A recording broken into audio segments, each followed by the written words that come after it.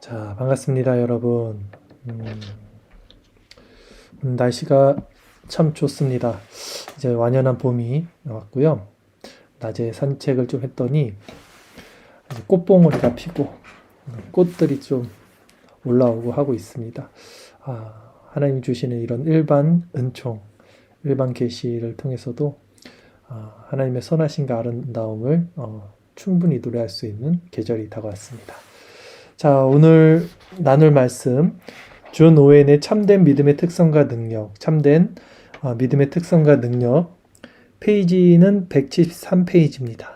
예, 챕터는 5번째 장이고요. 참된 믿음이 입증하는 특별한 증거라는 챕터 2번째 시간입니다. 첫 번째 시간으로 우리가 살펴봤던 게 무엇이었냐면 자, 믿음이 회개의 상태를 통하여 자기 자신을 입증하는 경우, 믿음이 회개를 통하여 자기 자신, 그 믿음 자신을 입증하는 경우 회개가 필요한 사람들, 회개의 상태에 반드시 있어야 할 사람들의 종류에 대해서 우리가 살펴보고 있습니다. 그래서 지난 시간 종류 첫 번째에 살펴봤던 거고요.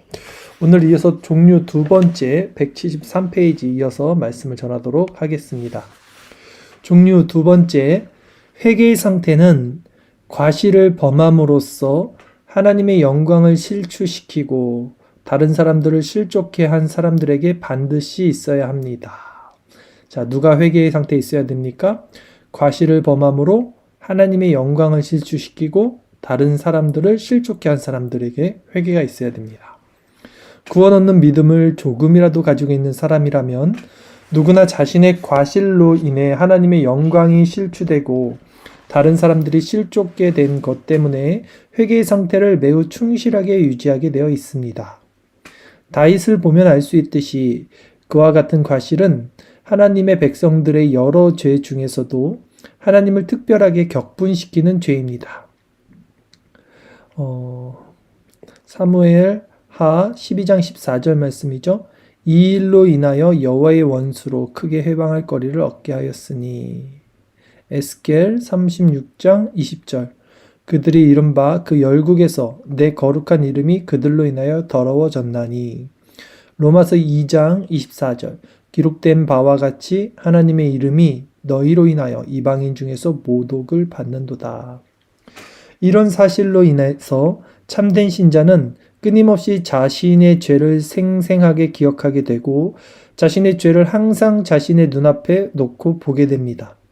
또한 이런 사실은 은혜를 받은 영혼으로 하여금 회개에 속하는 모든 행동과 모든 의무를 이행하도록 만드는 근본적인 원인입니다. 다윗은 평생 정말로 그랬습니다. 복음서에 기록된 막달라 마리아도 마찬가지였을 것입니다.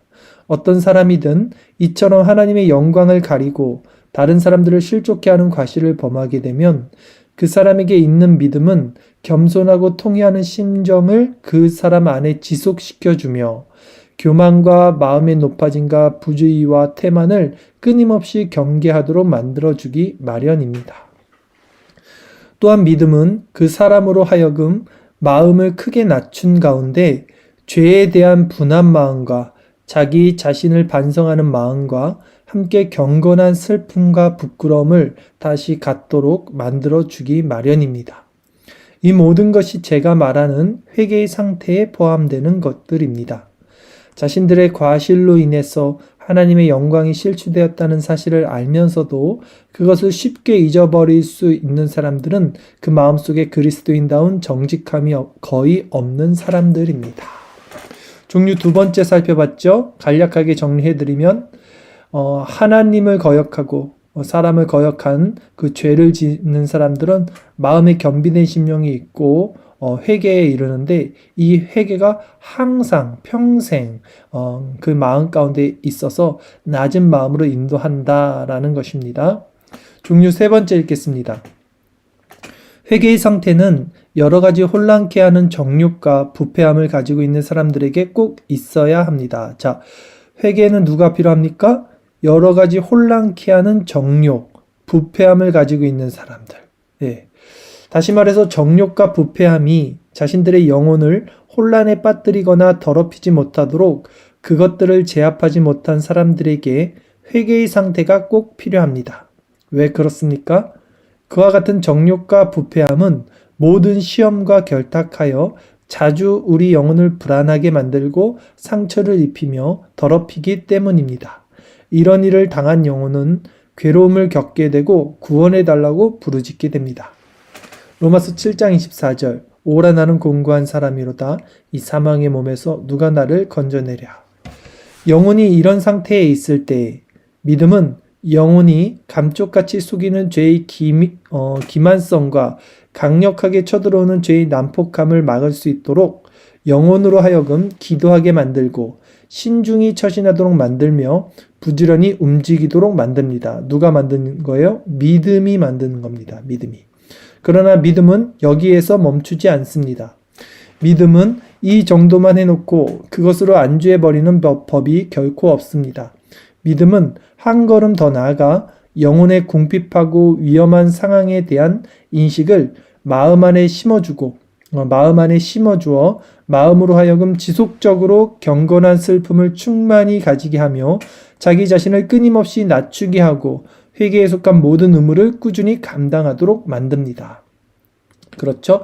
주일날도 설교를 했지만 지속적인 슬픔, 지속적인 경건한 슬픔, 낮은 마음, 이런 부분을 이제 믿음이 계속해서 우리 안에서 행하게 하는 것입니다. 회개를 지속적으로 실천하지 않는 사람치고, 아니 뒤에 가서 말할 내용이지만 회개의 상태에 도달하기 위해서 어느 정도 노력하지 않는 사람치고 정욕이나 부패함을 대상으로 벌이는 싸움에서 끝까지 버틸 수 있는 사람은 단 한 사람도 없습니다. 또 그런 사람치고 올바른 근거 위에서 자기 자신의 평강을 유지할 수 있는 사람 역시 단 한 사람도 없습니다. 도무지 길들여지지 않는 부패한 본성이 여러 가지 상상과 생각과 정서를 통하여 자신의 마음 안에 끊임없이 역사하고 있는데도 불구하고 그 상태 그대로 모든 의무를 이행하려고 생각하며 그 상태 그대로 신앙생활을 하려고 생각하는 사람들이 있습니다. 자, 무슨 말이냐면 인간의 마음은 미쳐있죠. 가만히만 있어도 옳지 않은 생각, 정서, 상상 이런 것들로 마음이 흐트러지고 부패되게 돼 있습니다. 그럼에도 불구하고 그런 상태를 무방비로 둔 상태에서 신앙생활을 하는 것은 맞지 않다. 결코 그런 자들은 그러니까 그런 어떤 피 흘리기까지 싸운다 그러죠. 예. 그렇게 정말 회개의 상태에 도달하기 위해 노력하지 않는 사람치고 정욕이나 부패함을 대상으로 벌이는 싸움에서 끝까지 버틸 수 있는 사람은 없다라는 것입니다. 만일 이런 사람들이 그런 식으로 생각하면서 승리나 평강을 기대하고 있다면 그것은 큰 오산입니다. 이런 부류의 사람들이야말로 회개의 상태를 반드시 소유해야 하고 회개의 의무를 반드시 실행해야 하는 필요가 가장 각별하게 있는 사람들입니다. 지금 종류 세 번째 있는 사람들은요, 교회 안에 있지만 썬데이 크리스찬, 율법적 복음, 율법적 회개 정도에 머물러 있는 사람들에게 주는 교훈이라고 할 수 있습니다. 이들은 신앙의 행위를 율법적으로 행하면서 참된 낮아진 심령, 겸비되고 통회하는 마음이 없음에도 불구하고 그런 것의 필요성을 알지 못하고 죄와 피 흘리기까지 싸우지 않는 자들의 모습이죠. 이런 이들은 반드시 그 상태에서 자신이 하나님의 백성이고 승리나 평강을 기대한다면 그것은 큰 오산이라고 오해는 말하고 있습니다. 종류 네 번째 읽겠습니다. 자신들이 살고 있는 시대와 지역과 세대가 자행하는 수많은 죄악을 인해서 애통하는 사람으로 하나님 앞에 서기를 원하는 사람들, 또 그 죄악으로 말미암아 하나님의 영광이 실추된 것과 그에 대한 보응으로 장차 임하게 되어 있는 두려운 심판을 인해서 애통하는 사람으로 하나님 앞에 서기를 원하는 사람들에게 회개의 상태가 반드시 있어야 합니다. 자, 조금 더 거국적이죠. 지금 종류 네 번째에서 말하는 것은 자기 안에 있는 죄의 상태뿐 아니라 자신이 속해 있는 시대, 지역, 세대에서 자행되는 수많은 죄들로 인해서 함께 애통하는 마음, 그런 사람에게 회개의 상태가 필요하다 이렇게 말을 하고 있는 것이죠. 하나님께서는 이렇게 시대의 제약을 인해서 애통하는 사람으로 하나님 앞에서는 이를 크게 존귀히 여기십니다. 다시 읽을게요. 하나님께서는 이렇게 시대의 죄악을 인해서 애통하는 사람으로 하나님 앞에 서는 일을, 시대의 죄악을 가지고 자신이 하나님 앞에 서는 것입니다. 그 일을 크고 존귀히 여기십니다. 그런데 이런 일이 특별하고 탁월한 의무로 부각되는 시기가 여럿 있습니다. 지상에 존재하는 가견적 교회가 심각하게 부패해 있는 시대, 남녀노소 빈부고아를 막론하고 모든 계층의 사람들이 온갖 가증스러운 짓을 공공연하게 자행하는 시대가 바로 그런 특별한 시기입니다. 오늘날이 바로 그런 시기입니다. 하나님께서는 그와 같은 특별한 시기에 하나님 앞에 애통하는 자로 서는 것을 하나님 자신이 얼마나 크게 존귀히 여기시는지를 분명히 선포하셨습니다. 에스겔 9장 4절 이르시되 너는 예루살렘 성읍 중에 순행하여 그 가운데서 행하는 모든 가증한 일로 인하여 탄식하며 우는 자의 이마에 표하라 하시고, 곧 하나님께서는 예루살렘 성읍 가운데 자행되는 모든 가증한 일로 인하여 탄식하며 우는 자들만이 장차 임할 국가적 재앙과 환난의 날에 특별한 보호를 받을 것이라고 선언하신 것입니다.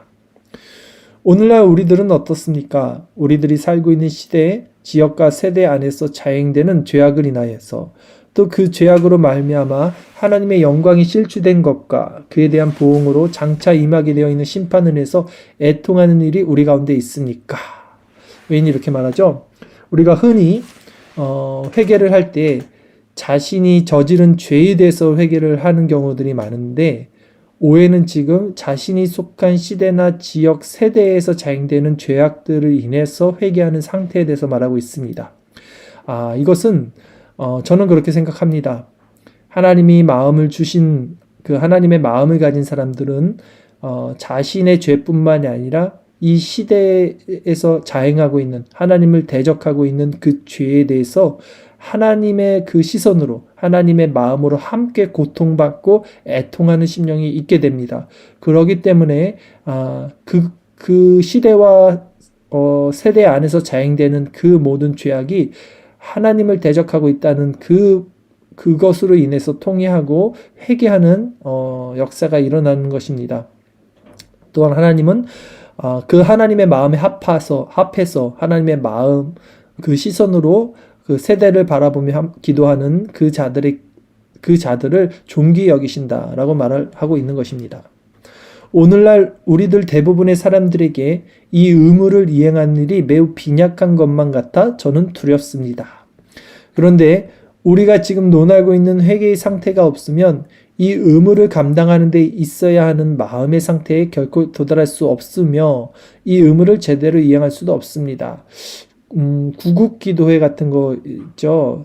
사실 그것이 이제 뭐랄까요, 좀 다른 방향으로 가는 것은 문제가 되지만 사실은 이렇게 나라를 위해서 또 어떤 세대를 위해서 어떤 사안을 위해서 함께 기도하는 것은요 굉장히 중요합니다. 왜냐하면 교회라는 것은 결국 공동체고 언약적 관계 안에 있기 때문에 우리가 한 마음 한 뜻으로 한 민족, 한 공동체, 한 언약 공동체 안에서 기도하는 마음은 상당히 중요하다고 볼 수 있습니다. 회개의 상태가 없으면 이와 같은 것들에 관한 여러 생각이 잠시 우리의 머리를 스치고 지나가는 일은 가능하겠지만 그런 생각이 우리 마음에는 거의 아무런 영향도 끼치지 못할 것입니다. 반면에 지속적으로 신령한 상태에 머물러 있는 영혼이라면 언제라도 이 의무를 감당할 수 있는 만반의 준비가 되어 있기 마련입니다. 간단히 말씀드리면 신령한 상태에 머물러 있는 영혼들은요 굉장히 예민하겠죠. 그 상태가 긴밀하겠죠. 그렇기 때문에 이런 회개의 의무, 국가의 죄에 대한 회개의 의무를 감당할 수 있는 어떤 마음 상태, 준비가 되어 있다라는 것입니다. 자, 회개가 필요한 상태의 종류 5번째 말씀드립니다. 회개의 상태는 전도서를 기록할 즈음에 솔로몬이 그랬던 것처럼 인생의 대부분을 이미 다 보내고 나서 세상 만사가 결국은 헛되고 헛될 뿐이며 심령의 괴로움만 더할 뿐이라는 결론에 도달한 사람들에게 적절합니다. 했습니다. 누구든지 자신이 그동안 살아오면서 겪었던 모든 일의 다양한 상태와 모습을 회고해보고 자신이 처했던 여러 가지 상황을 되돌아본다면 인생 중에는 슬픔과 고통 외에 견고한 것이 하나도 없다는 사실을 아마도 깨달을 수 있을 것입니다. 제 말씀은 모든 사람들이 다 그런 깨달음을 이룰 수 있다는 뜻이 아닙니다. 어떤 사람들, 어떤 선한 사람들, 야곱의 경우처럼 가장 선한 사람들 중 어떤 사람들이 그런 사실을 깨달을 수 있을 것이라는 말입니다. 야곱이 인생 말년에 애굽의 바로 앞에 서서 자신의 인생을 회고한 말을 들어보십시오. 야곱이 바로에게 고하되 내 나그네 길이 세월이 130년이다. 나의 연세가 얼마 못되니 우리 조상의 나그네 길의 세월에 미치지 못하나 험악한 세월을 보내었나이다 하고. 아멘. 자, 야곱이 한평생 하나님의 백성이었지만 그 죄 가운데도 살고 시험 가운데도 살고 이런 모든 과정을 통해서 자신은 험난한 세월을 보냈다라고 말을 했던 것처럼 경건한 자, 하나님 안에 있는 자들도 결국 마지막에 우리 인생을 회고해 본다면 슬픔과 고통의 어떤 것도 하나도 없다는 사실을 깨달을 수 있을 것이다 라고 외는 말을 하고 있습니다. 어떤 사람들은 자신이 살아온 인생을 크게 만족스러워할 수도 있습니다. 그러나 이런 사람들이라도 자신의 과거를 뒤돌아보게 되면 자신이 이 땅에서 잠시 누렸던 모든 안락 중에 가장 뛰어난 안락마저도 얼마나 무의미한 것인지를 깨닫게 될 것입니다. 그들은 다음과 같이 말할 수 있을 정도로 그것을 분명하게 깨달을 것입니다. 이 세상에 있는 모든 것들은 참으로 아무것도 아니로다. 지금은 이 세상에 걸었던 모든 기대를 철회할 때로다. 바로 이런 깨달음을 소유하고 있는 사람들은 회개와 애통을 특별하게 실행하면서 남아있는 삶을 보내야 하는 사람입니다. 끝까지 회개하지 못하고 가는 사람들이 있을 것이고 마지막 때라도 자신의 삶이 허무하고 결국 그 죄 때문에 마음에 선한 열매를 맺지 못했던 것을 회개하는 자들이 있을 것입니다. 구원에 이르는 믿음 중에 구원에 이르게 하는 근심이 있다고 합니다. 우리 삶에 항상 근심이 있고 그렇게 죽은 자 같이 보일지라도 정말 이 회개를 통한 구원을 얻는 근심을 하는 자들에게는 영생의 복이 있을 줄 믿습니다. 마지막 회개의 상태가 필요한 사람들 종류 6번째 읽겠습니다. 물 한 잔 먹겠습니다.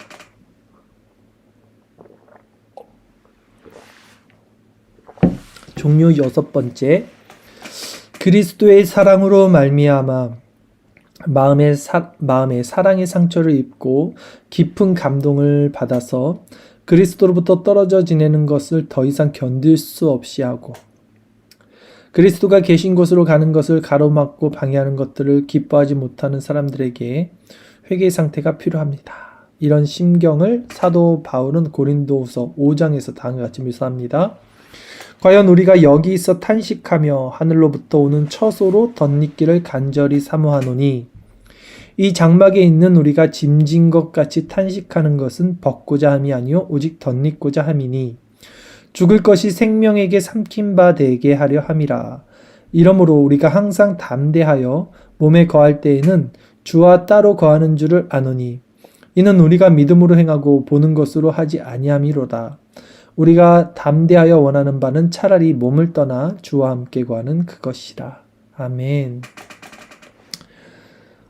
그리스도로 말미암아 큰 사랑 안에 영적인 신적 속성 안에 거하는 자들에게는요, 이런 바울과 같은 믿음의 고백이 일어나게 됩니다.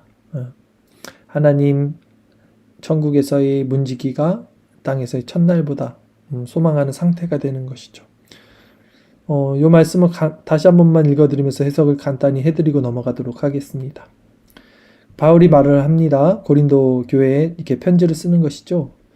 과연 우리가 여기 있어. 여기는 어딥니까? 이 땅이에요. 이 땅에서 탄식하며 바로 왜 탄식합니까? 육의 속성과 영의 속성은 계속 이 땅 가운데서는 대적하기 때문에 탄식할 수밖에 없고요. 또 다른 의미로는 바울이 가진 복음을 아무리 전해도 세상 사람들이 받지를 못합니다. 그런 부분에 있어서도 탄식할 수밖에 없을 것입니다. 이 땅에 있어 여기서 탄식하며 하늘로부터 오는 처소가 하나님 나라죠.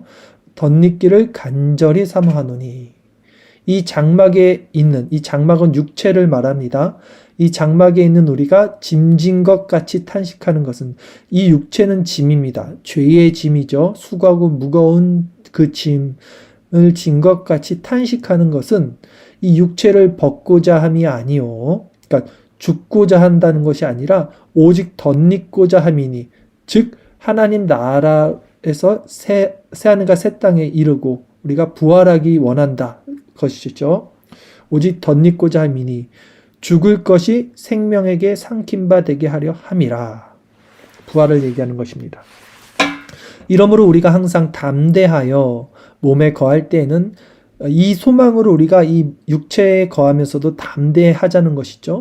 주와 따로 거하는 줄을 아노니 우리가 육체 가운데 있으면 그리스도와 떨어져 있는 거죠. 육체에서는 떨어져 있는 것이지만 이는 우리가 믿음으로 행하고 보는 것으로 하지 아니함이로다.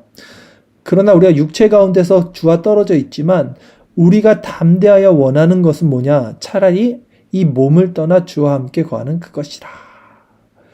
이런 상태에 대해서 말을 하고 있는 것입니다. 그리고 이런 고백이 실제 참된 믿음에 있는 성도들의 모든 동일한 고백이 되어야 할 것입니다. 이런 사람들은 신랑이신 그리스도와 따로 떨어져 사는 동안 자신들에게 찰거 머리처럼 달라붙어 있는 모든 죄악을 철저히 자각하고 있기 때문에 탄식하며 삶을 살아간다. 맞죠? 오웬이 정확히 보고 있는 것입니다. 이들이 바로 구원을 얻는 근심, 구원에 이르는 근심을 갖고 있는 자들이죠. 이런 사람들은 자신들이 그리스도와 이처럼 멀리 떨어져 지내는 동안 과거와 현재를 막론하고 자신들의 삶을 가득 채우고 있는 온갖 죄와 우매함을 끊임없이 깊게 생각하지 않을 수 없습니다. 따라서 이런 사람들의 마음이 그리스도를 향한 불타는 사랑으로 가득 차 있는 한 그리스도를 대면하는 날이 이르기까지 그들은 겸손과 탄식으로 행하지 않을 수 없는 것입니다. 자, 오늘 여기까지만 했고요. 주일날도 설교를 전했고 지난주 금요일도 전하고 있는데요. 겸비된 심령에 대해서 계속 말씀을 전하고 있습니다. 청교도 교회의 특징 중 하나가 이런 겸비된 심령, 죄각성의 상태를 선포하다 보면요. 사람들의 마음이 어두워지고 우울해집니다. 낮아지게 돼 있죠. 근데 이것이 겉으로 볼 때는 반대편으로 얘기하자면 예를 들어 기복주의나 번영신학 이런 세속적인 복을 추구하는 그런 설교를 전하는 교회는요. 굉장히 환하고 기쁨이 넘치고 긍정적인 어떤 에너지가 있습니다. 적극적인 나, 잘 되는 나, 뭐 이런 메시지를 전하면요. 사람들은 굉장히 기쁨의 어떤 에너지들이 표출이 됩니다. 그리고 반대로 지금 제가 말씀드린 어떤 죄각성, 죄에 대한 설교를 계속해서 전하면 쭈그러지죠. 우울해지고 어두워집니다. 그런 분위기가 형성이 돼요. 그러면 이렇게 겉으로 봤을 때는 뭐 기쁘고 활기 넘치는 교회가 좋은 것 같은데 말씀드렸듯이 구원에 이르게 하는 근심이라는 것이 있어요.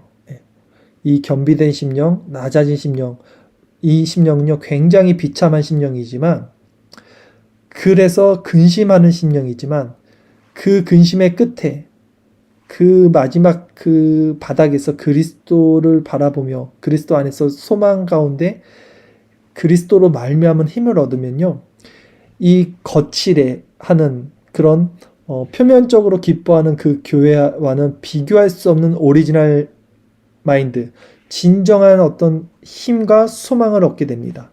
이 지점까지 가게 돼야죠. 우리가 추구하는 우리 교회가 또 우리 기독교가 추구하는 신앙은 바로 이런 것입니다. 그래서 우리가 오늘 바울의 편지도 읽었지만 바울의 상태를 보면 내가 살 소망이 끊겨졌다는 표현도 씁니다. 그러니까 그만큼 신앙생활하는 게 자기 편에서 보면 이렇게 비참한 거죠. 왜냐하면 죄 때문에, 죄로 말미암아.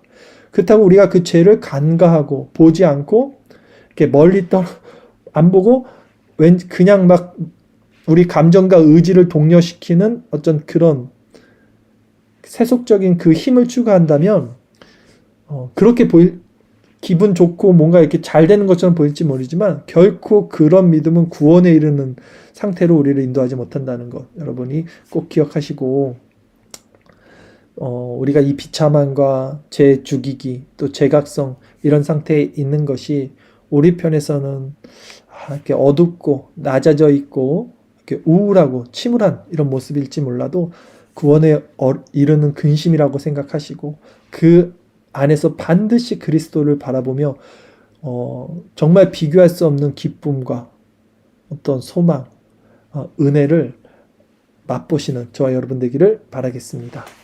오늘 이렇게 해서 ON의 6가지 회개가 필요한 상태에 대해서 우리가 살펴봤고요. 다음 주도 계속해서 ON의 책을 통해서도 은혜를 나누도록 하겠습니다.